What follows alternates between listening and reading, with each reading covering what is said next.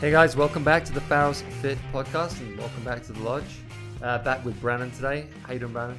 I'm doing pretty good. Doing better, but it's good to be in the lodge, man. Love coming up here. You're our most regular guest.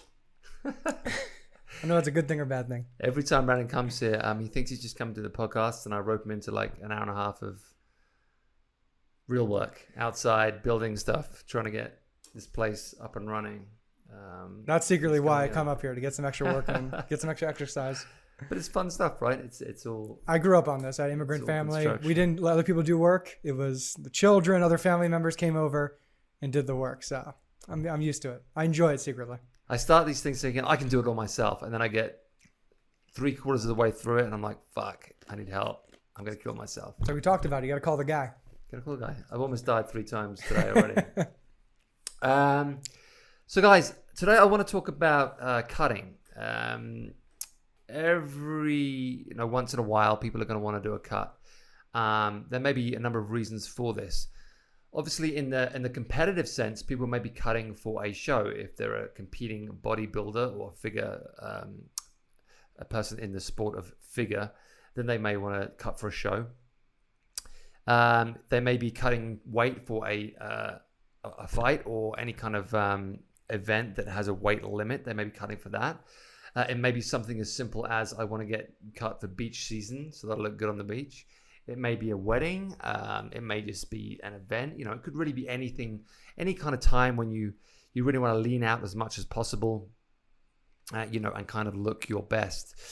This isn't something, obviously, you can do all the time, and you can't constantly be super cut all the time. There are exceptions.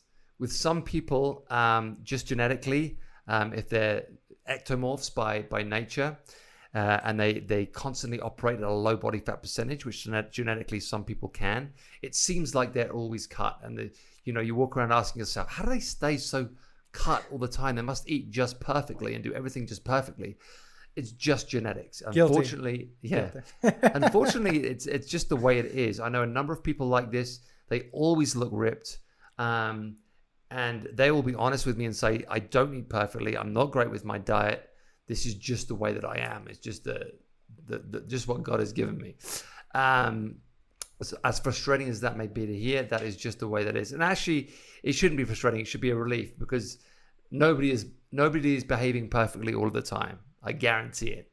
But there are times when, like you may want to trim out, you may want to lean out for some kind of event like we're talking about. And I just wanted to go over, how it can be done, some of the protocols that are involved, and, some options that are available to you when you do want to do a cut.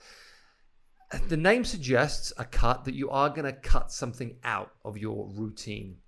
But we can also think of it as adding something in. So it can be cutting or it can be adding, because it's really a balance of calories in, calories out. We're also trying to metabolize some fat, and we're trying to reduce our overall consumption of energy, or at the end of the day, our balance of energy in, energy out should be in the negative. So we should be burning more calories than we're consuming.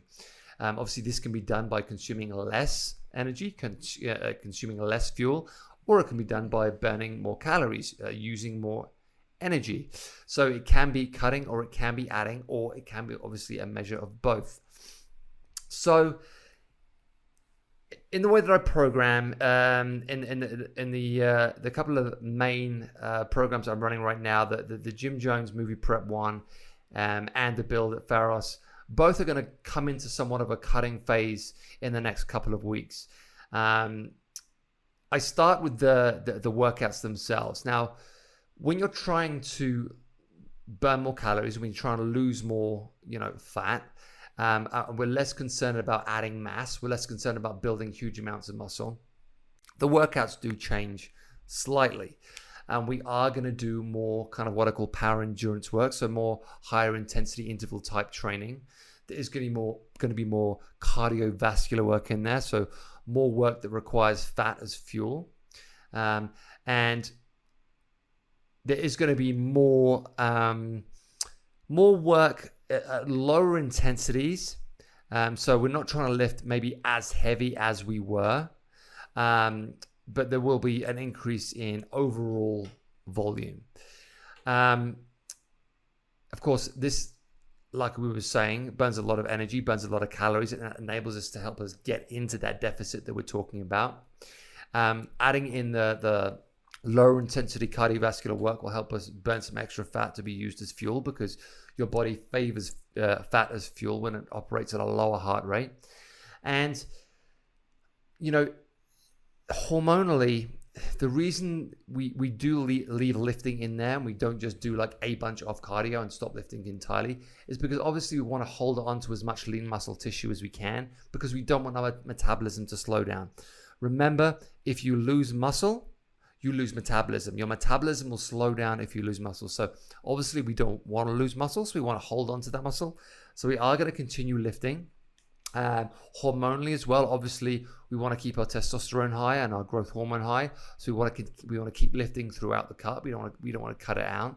So our workouts need to be a good, healthy balance of these three things, of this lifting, this higher intensity cardiovascular type work, this power endurance type work, and the lower intensity aerobic cardiovascular work, or the fat burning work. A lot of people will argue between hit and list, which is better for you. Do I want to operate at low intensity steady state cardio, or do I want to favor high intensity cardio? Well, both will work. In my experience, a combination of both is the most effective. There's only so much power endurance. There's only so much higher intensity work you can do, especially if you're in a calorie deficit. Otherwise, you'll just burn out. But the lower intensity work, you can tolerate more of. It puts less of a stress on the system, and like I said, it favors fat as fuel, and most of us have a good amount of fat on the body that we can metabolize to be used as fuel. So by combining those three main things over the course of your cut, I find that to be the most effective. Now, people will say, well, what's best? The answer is always, it depends. That's true of both working out and of nutrition. We'll talk about nutrition a lot in a second.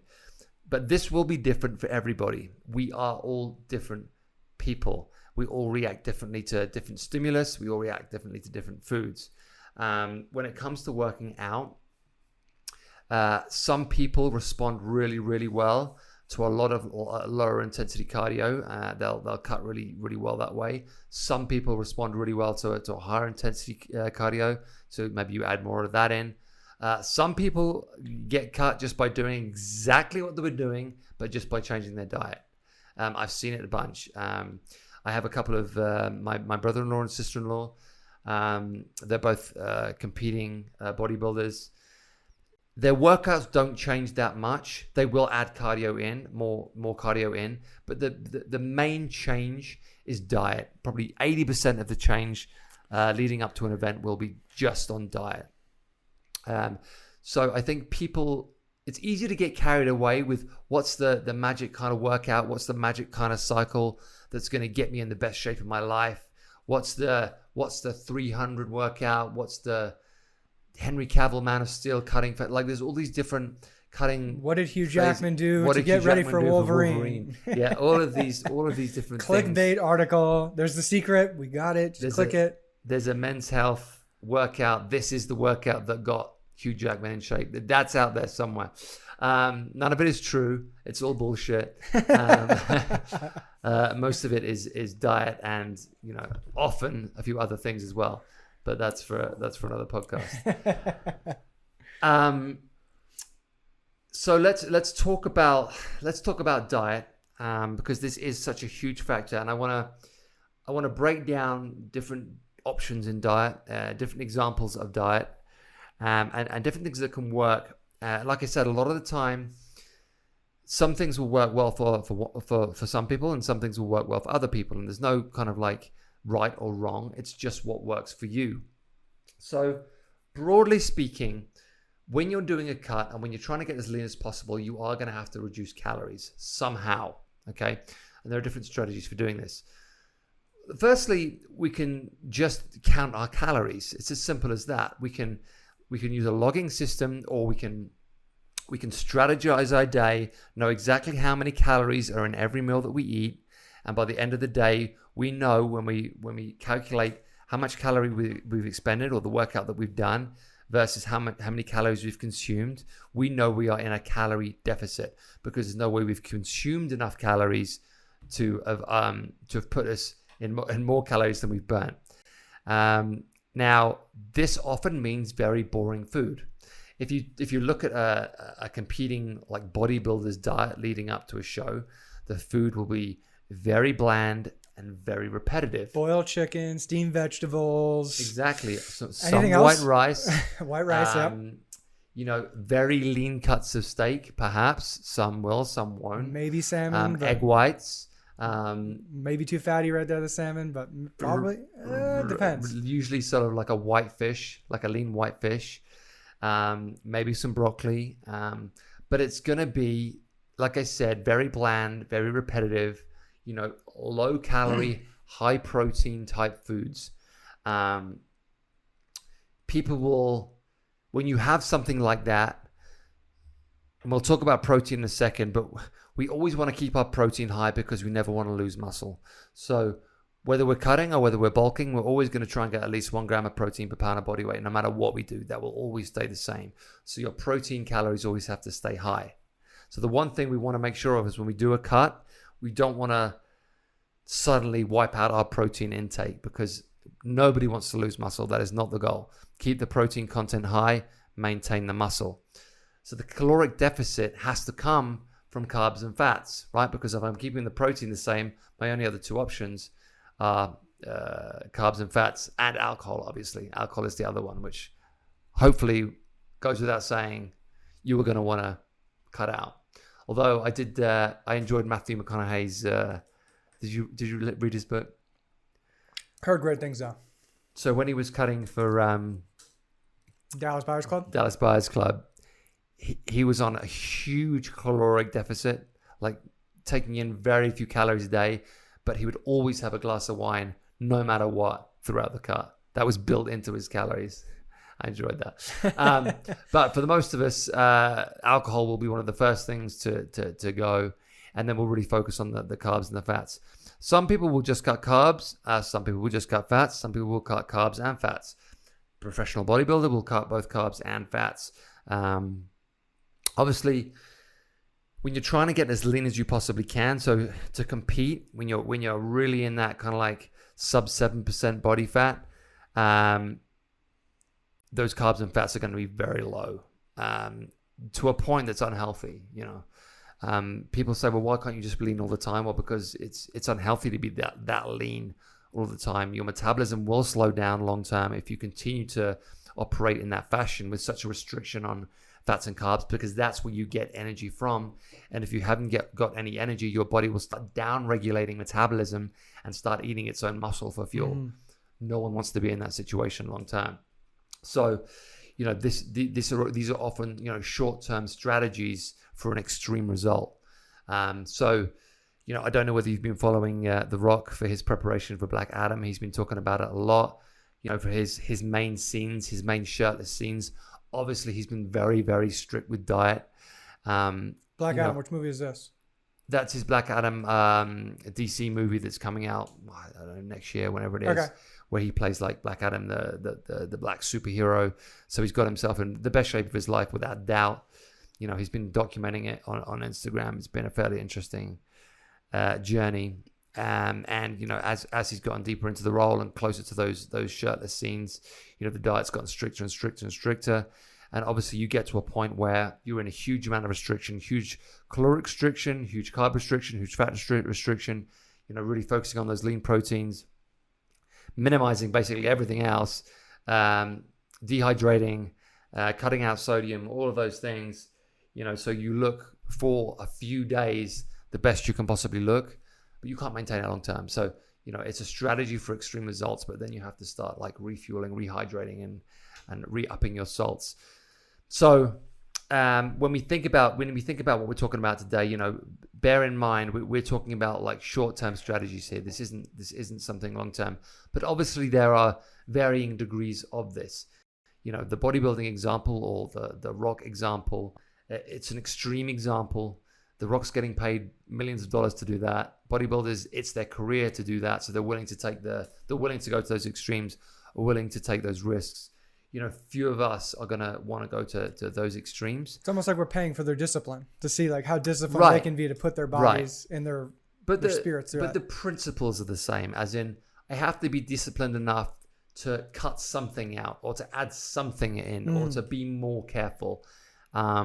Yes, I may not want the extremes of what they're doing, but the principles are the same. I have to be willing to change something in order to get a new result. If I want to look a way that I've never looked before, it's the classic quote, right? If you want to do something you've never done, you have to be prepared to. If you want to look a way that you've never looked, you have to be able to do something you've never done before, or you have to be willing to do something you've never done before.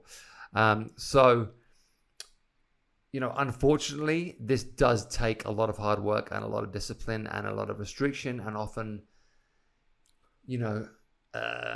what's the best way to put this? Somewhat of a short temper sometimes when you can get grouchy. Obviously, when you're in a caloric deficit, you can get grouchy when you're in a carb deficit. We tend to have a short fuse and sometimes take it out on people when we shouldn't. When you're low on sugar at all, if you're on right. Well, and especially because so many people are so addicted to sugar. As soon as you start restricting it, it's a huge problem. You start going into withdrawal, and with that withdrawal comes some horrible side effects. Like any drug, right? Yeah, but the more you cycle yourself off sugar, definitely the easier it gets over time. But no matter what you do when you're in this kind of restriction, it's gonna get harder psychologically. And like I said, you definitely have a shorter fuse. So we know we have to be in a deficit of some kind. We know calorically we have to be in a deficit. We know that deficit's going to come not from proteins but from carbs and fats. Some ways to do this, like we said, it may just be as simple as cutting your calories and strategizing your meals through the day, so you know exactly how many calories you're having, and you know that is going to put you in a deficit. And it may be very bland meals throughout the day. One thing to bear in mind, and I know that a lot of bodybuilders will go down this route, is that in order to keep your protein synthesis from food becomes very important. So they will try and take in protein every 3 hours.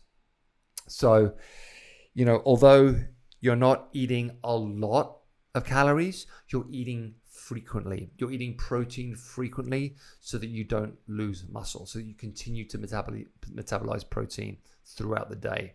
Okay, so you don't waste away, so to speak. So although your calories are low, your meals are frequent. It's just that every meal is low in calories. Question, because a lot of people when they diet, and I hear this about like say regular people, where there's like, I need to have a snack every 3, 4, 5 hours instead of eating one big thing. They eat like that. Is that anything correlated? Because I don't know if these people are actually going to be eating protein in each and every form. Yeah, I think there's a difference. I think eating protein regularly because you're consciously trying to not lose muscle is very different from addiction. A lot of people are eating frequently because they're addicted to sugar or they're addicted to caffeine, and they're just trying to get a constant pick-me-up because they're in that cycle of like up and down, sugar high boost, and low, drop, sugar boost, drop. So that they're eating for that reason. So that's a very different consciousness, I think. Okay. Does that answer your question? Yeah. It's just because most people are like, well, I want to cut down to here. I don't want to eat one big time throughout the day. But yeah, I mean, and again, that works for some people. Like I do think for some people it is better to eat more frequently. I think smaller meals more frequently work out better than like huge meals throughout the day. But that leads us on to our next kind of strategy, which is intermittent fasting, which is a method which a lot of people favor these days. It does work. I've used it multiple times on multiple people, and it definitely worked. I don't think it's a magical thing. I just think it's a good way to minimize calories, because when you have a restricted window in which you can eat, there are only so many calories in which you can consume. And I do think your stomach benefits from the rest. I do think you appreciate the taste of food better. I think you metabolize food better. I think your body responds to food better when you do deprive it of food for a while.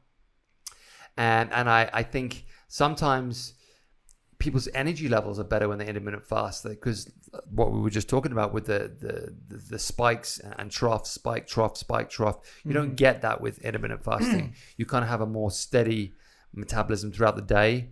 And then once you do come to eat, you're so ready for those calories, your body just absorbs them, and they tend to go where they're meant to go, as opposed to being stored as fat. I think people forget that the body is like almost like a machine. And if we can like kind of program it and get it on a consistent basis, just to know like, hey, at 4:00 we start eating until midnight. And even if it's that 8-hour window, the body's going to work better because, like you said, it's consistent. It knows when it's getting energy, it knows when it's dying off. It knows when it's saying between these 16-hour windows of you not eating, you're either sleeping, you're doing something else, that it knows what to do with the food. It knows where to store it, knows where to keep you balanced.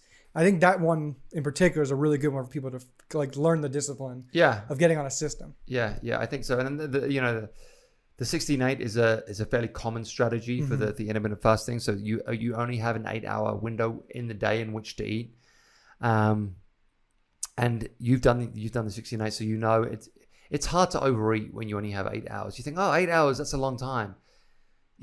You're just not that hungry. Once you have that first meal, it's hard to get hungry again. So it's easy to put yourself in a deficit when you're intermittent fasting. The kind of joke I always say, and it's not really a joke, it's kind of, I find it to be true, it's intermittent fasting only works intermittently. If you do it all the time, your body kind of adapts to it, and it's no longer, a shock. So you don't get the same benefit as if you do it like periodically throughout the year. That said, I know some people who do like intermittent fast all of the time, and it does work for them to a degree. I just find that for me, like I said, intermittent fasting works best intermittently. I don't do it all the time. I do it sometimes, and I find it works best if I just do it sometimes. It's very popular in the keto community. Yeah. And people are going to go very low carb. Intermittent fasting is one of their ways to get started. Yeah. Ways to start training their body. Well, the other one that's popular right now, and it's a form of intermittent fasting, is the OMAD. Have you heard about this? No, what's this Mark one? Bell's been doing it recently. It's 1 meal a day, just the 1 meal a day diet. So it's basically saying there is likely an evening meal, which I'm going to consume a fuck ton. I'm going to consume as much food as possible in this 1 meal a day from good sources, and then I'm not going to eat again until that meal the next day. Now that may seem crazy to some people. I don't think it is that crazy, actually. If you've ever read The Warrior Diet, which is Ori Hofmeckler's original text, which is the first real like intermittent fasting book that I read. It draws on the example of, as hunter-gatherers, we would go out on the hunt all day. We would maybe forage on a few berries or whatever we could find throughout the day. We would try and kill something. We would bring that kill home, and then in the evening we would all sit down and have a big meal. So essentially, you were just having one big meal a day, and maybe foraging on a few berries and whatever you could find throughout the day. So I think in terms of the way that we evolved, we definitely did not evolve to eat small, frequent, healthy meals that are perfectly counted macronutriently throughout the day. There's no fucking way that was ever possible when we were evolving through time. We can do that now because we have food readily available to us conveniently. We have food companies that will deliver our perfect meals to our door. Our day's not worried about chasing the calories we need to survive. Right. They're there for us whenever we need them. Right. Exactly. So I don't think it is that crazy. I don't think it is that wild. And I do think it's effective. If you've seen Mark Bell, he's in great shape, and it's definitely working for him. So yeah, that's another great strategy. With all this stuff, I will also say that I find stuff like intermittent fasting and OMAD tends to work better on guys than it does on women, just because women's bodies are a little bit more complicated than men's. Their endocrine systems work a little bit more sensitive. A little bit more sensitive, a little bit more complicated. So yeah, if you are listening to this and you're a female, just be aware. I tend to recommend this more for men than I do for women, just because women's bodies are a little bit more complicated. Another strategy is carb backloading. Carb backloading was very popular probably, I want to say 10, 15 years ago. It's exactly as it sounds. You're putting your carb content towards the end of the day. You're backloading your carbs. So let's say when you're doing your cut, you're only allowed 100 grams of carbs a day. You're going to not consume any carbs all through the day, and then you're going to backload at the end of the day. So you're going to consume those carbs in the evening. Kind of the reverse of what we usually talk about, Brandon, where I'm gonna time my carbs around my workout, and then I'm going to consume fats and protein in the evening. Well, this way you're not consuming any carbs throughout the day, and you're going to backload them and then consume them in the evening. It does work. I've seen it work. Like I said, it was very popular 10, 15 years ago. It got great results for some people, and it may well work for you. Again, I think this helps with sometimes the consumption of carbs throughout the day can put us in that cycle we were talking about, that kind of like spike, trough, spike, trough, spike, trough. After you eat a lot of carbs, you can get tired, right? After that initial spike, you can get that big lull, which is why with the carb backloading, you get that lull right before you go to bed. It's like, fuck, I'm tired. I'm going to go to bed. Problem solved. I get it. I love my sausage and pasta still. Just There you Italian go. chef it up. But Whereas you feel it. You're just like, you have a glass of red wine with it too. You're done. Exactly. Well, the problem is during the day, it's like, oh my God, I need some energy from somewhere. I can't sleep. I'm at work or I've got things to do. So then you look for another pick-me-up. Whereas in the evening, like I said, you take in those carbs, you get tired, you get lethargic, you go to bed. So in terms of that strategy, that carb backloading can be helpful. Carb cycling. This is a strategy that we've been using on the Jim Jones movie prep. We've been doing that throughout this cycle, actually. Things are going to tighten up as we cut. But with the carb cycling method, you're going to cycle those carbs throughout the week. Some days will be high days, some days will be medium days, some days will be low days. On the higher days, I tend to favor like leg days for the higher days, because that's the day when I'm going to be burning the most calories. Those are those workouts that are going to be the most metabolically demanding on leg day. So that's when I'm going to go slightly higher in carbs. So let's say, for example, I might consume 2 grams of carb per pound of body weight on those days. On my medium days, let's say it's an upper body day, I'm going to consume maybe 1.5 grams of carbs per pound of body weight. And then on my rest and recovery days, I'm going to consume maybe 0.5 grams of carbs per pound of body weight on my low days. I'm going to cycle those throughout the week. Maybe I have 2 high days, 3 medium days, 2 low days throughout the week. That way I'm cycling my carbs. I'm regulating my carbs in that manner so that by the end of the week, I've consumed lower carbs than I normally would, but I haven't been so restricted that I've got myself burnt out, and I fuel those hardest days. I've given them the respect they deserve and allowed my body to take in the carbs that they need to grow on those days. Obviously, when we're doing a cut, like I said, we may want to think about reducing those carbs further, because I'm no longer so concerned with gaining mass or building muscle. I'm trying to maintain muscle, not necessarily build more muscle. So I may want to down-regulate those carbs further. You could still operate in this carb cycling manner. It would just be that the net weekly carbs would go down. Therefore, your daily cycle amount would go down. So all of those different days would now be restricted further to a lower number. But carb cycling, it's a great way to down-regulate your carbs and thus down-regulate your calories. That's an interesting one to try. I like that one right there. Yeah, it's super effective. And it helps with people who are like, I can't possibly do this long term without some. I gotta have my fucking donut. If I'm Italian, I gotta have my pasta, right? That is the point where I gotta have it. I still love get a nice sourdough bread, butter up, toasted, just to have it with eggs in the morning. Yeah. Some avocado. It's great. I gotta have my fix. So this way it allows you to kind of have that fix and just, build it into your weekly strategy. Okay, last one I want to draw on here is the kind of, if it fits my macros kind of diet. So sometimes it's as simple as I will give someone their macros. It will be, maybe 1 gram of protein per pound of body weight, maybe 1 gram of fat per kilogram of body weight, and then if I'm doing a cut, maybe 0.5 grams of carbs per pound of body weight. I will give them that target and just say, as long as you hit that target by the end of the day, we're all good. Now, I think traditionally, if it fits my macros method got a bad name because it's like, well, fuck, I can eat whatever I want as long as it hits my macros, so I can eat fucking donuts and ice cream and all this stuff. as long as it fits my macros. Obviously, there are other issues involved with that.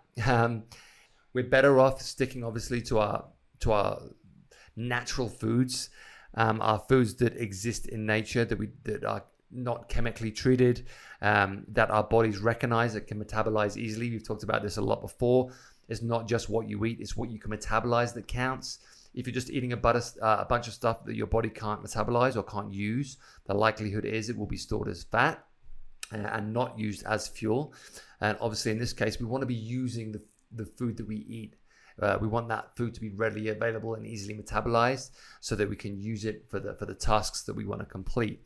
So if it fits my macros, obviously I would recommend these kinds of foods because they are going to be, a lot more beneficial to you. Although maybe this method to a degree does give you a little bit more flexibility because it's not so strict on timing or, I need to eat this now, I need to eat this then. It's kind of like as long as you hit the numbers by the end of the day, you're all good. How flexible are you within those numbers? I mean, because I know some people, especially me, I'm a very black and white guy. Like I got to go 40-40-20. I got to go 70-20-10 if I'm keto. I think within 10% is good. Obviously, the closer you can get to it, the better the results are going to be. But most people are going to be like, oh, I didn't hit it. The stress comes in. I'm not going to show up at the gym anymore. You definitely don't want to get yourself stressed out by it because that will lead to more cortisol, which will lead to more storing of fat. But I think, as long as you stick within 10% of the target, you're going to be kind of okay. But with anything, like the more serious you take it and the closer you get to your numbers, the better the results are going to be. And the less likely you are to just push the fuck it button. But also it's a sliding scale. It's a sliding scale. So if you're at these numbers and you add, I need some more fat, it's going to move and push each one up and down. Right. And it's also that thing psychologically of like, as soon as people make a mistake or don't do what they tried to do, it's like, oh, fuck it, I'm not going to bother. This doesn't work. Whereas if you're like, okay, like you said, like today I went a little bit over, tomorrow I'll go a little bit under, and I'll balance it out that way, and I'll just be, sensible with it and strategize it. So that's another great way of doing it. And again, that can work for some people. If you don't want maybe you're super busy and you can't time your food out as well as you might like to. This gives you, like I said, a degree of flexibility, and you'll still be within your numbers, and everything will kind of like pan out by the end of the day and by the end of the week and by the end of the month. So another great strategy to use. So there's just some ideas for you there, guys. You've got intermittent fasting. You've got the OMAD diet, which we mentioned. You've got your balanced meals throughout the day. You know how many calories in each meal, and you're just counting calories. You've got your carb backloading. You've got your carb cycling, and you've got your if it fits my macros. All of these strategies will work. Which is best? It depends. Some will work better for some people. Some will work better for others. And it really is, a lot of this is just experimenting with our own bodies and seeing how well we respond and seeing what works for us. There is no perfect diet. There is no, right thing for everybody. Different things work better for different people. And again, like I said with working out, it's kind of the same thing. We mentioned Joe P last week, Joe P's recent transformation. What did he do differently? Well, A, he changed his diet. He was very strict with his overall calories and his macros. But B, he stuck to his same workout he'd been doing. So he stuck to the Blvd program. He just added steady state cardio in the morning, fasted, and he went for a walk in the afternoon, a 30 to 60 minute walk in the afternoon. This is a great strategy. Again, it's cutting, but it's adding. He didn't necessarily cut a ton of stuff out. He simply added stuff in. He added that morning fasted cardio. Some days he'd just do a 3K. Some days he'd do a 5K. And then he added in that walking in the afternoon. Now, he's the kind of person that always works out, no matter what. So he's been doing Blvd every day for the last 6 months, let's say. Mm-hmm.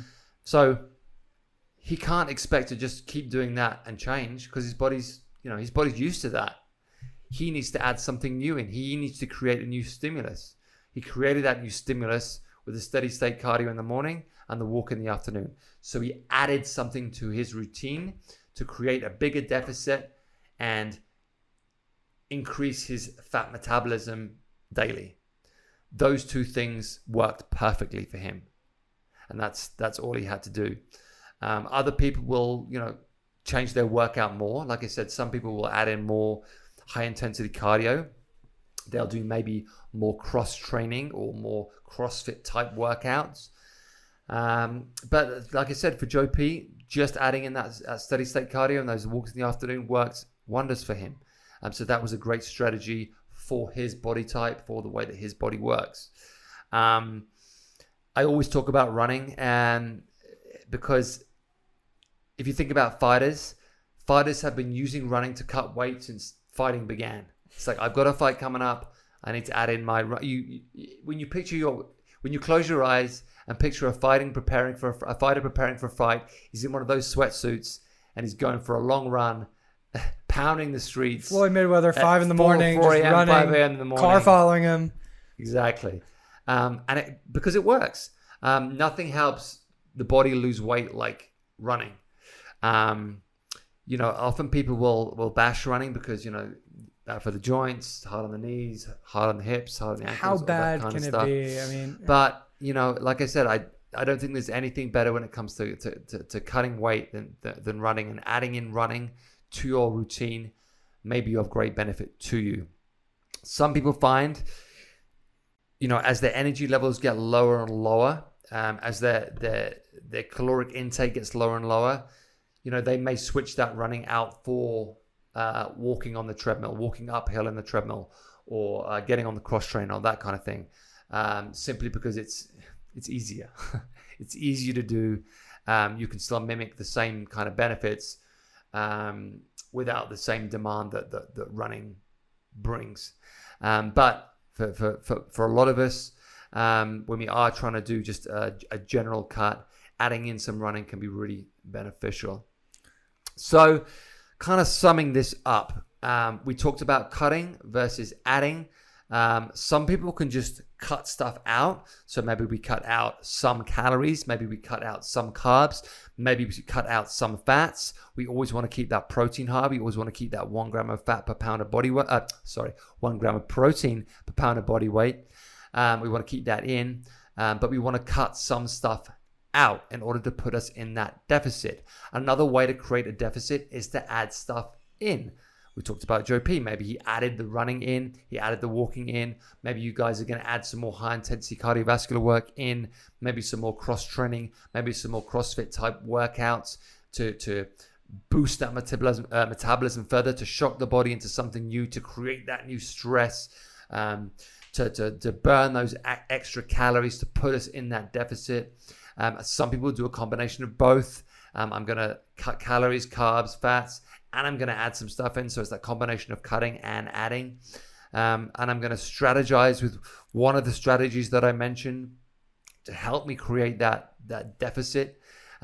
Because at the end of the day, it's energy in versus energy out. I have to be in a deficit if I want to lose weight. I have to be in a deficit if I want to lose fat. I want to be smart with it. Like I said, you cannot be in a deficit your whole life. Your metabolism will downregulate. You will find it very, very hard to lose fat at all. In fact, your body will start holding on to fat, maybe gaining fat because your body goes into like starvation mode. And it's like, oh my God, this person is just not feeding me enough. I need to hold on to this fat to survive. So don't think of this as a long-term strategy.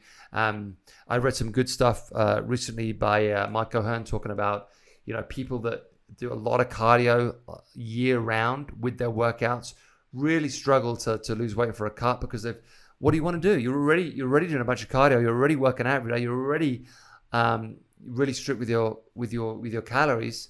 Where are you going to go from there? You gotta think of this as, I'm going to really work on my metabolism throughout the year and really work on building a healthy metabolism as much as possible, because this whole thing is about healthy metabolism. And then periodically throughout the year, I can strategize these cuts. But I can't think about always cutting all year, because I will end up fucking my metabolism. I will end up storing fat, and I'll put myself in a really bad situation moving forward.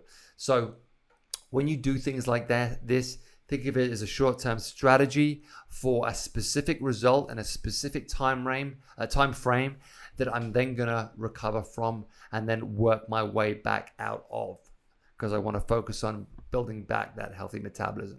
And there's plenty of other episodes where we've talked with other people. Like you said, your in-laws, Ty, we've had him on talking about the different diets. Yeah. And as a fellow former athlete, like it's experimentation, like you said, finding out what works best for you, because what's going to work best? Well, it depends. Like you said, when we start the episode, you got to experiment a little bit. You got to figure out what works best for you, because only you are going to know in the end of the day. Exactly. And even you can have the best coach in the world, but it takes, a little bit of understanding of your body. And, I think we're living in a dangerous time when, you can go on Instagram any given day and see like the perfect body. You don't know what this person is taking. You don't know what this person is doing. Unfortunately, well, not even unfortunately, because I don't even think of it as a bad thing, because, if somebody wants to use, drugs or whatever they're using to surgery, whatever it is to look that they want to look, that's up to them. Have at it. That's their body. But I think we can't compare ourselves to others, and we can't expect, to get the same result as other people, because we are different. Our bodies are different. And, they may say that the danger with it is that they may say they're getting that result from doing one thing, when in truth, the reason they look the way that they look is because of other things or other factors involved. Like they may be using certain drugs to get that lean. They maybe doing certain surgeries to look a certain way. And that isn't clear when you look at a photo on Instagram or, a video on Instagram or whatever it may be. So bear that in mind. Like not everything you see is real. There are things happening that you don't know about. So don't compare yourself to others. Find what works for you. Like I said, all of these strategies have their pros and their cons, and they all can be very beneficial. It does take you really like finding out for yourself, not being completely reliant on other people, and stop letting people tell you what to do. It's great to get advice. It's great to learn from other people. Be open-minded, but be willing to make your own notes. Use yourself as your own guinea pig. Find out what works for you, and move forward positively with like, okay, that didn't work for me, but maybe I can try this. I found that this worked for a period of time, but then it stopped working. I found that I did this and it was effective, but I felt like shit and I never want to do it again. These are the things that you go through. Like I said, there is no perfect solution. There is no perfect diet. There is no perfect method. There is only what's right for you at that time. Because this is the other thing.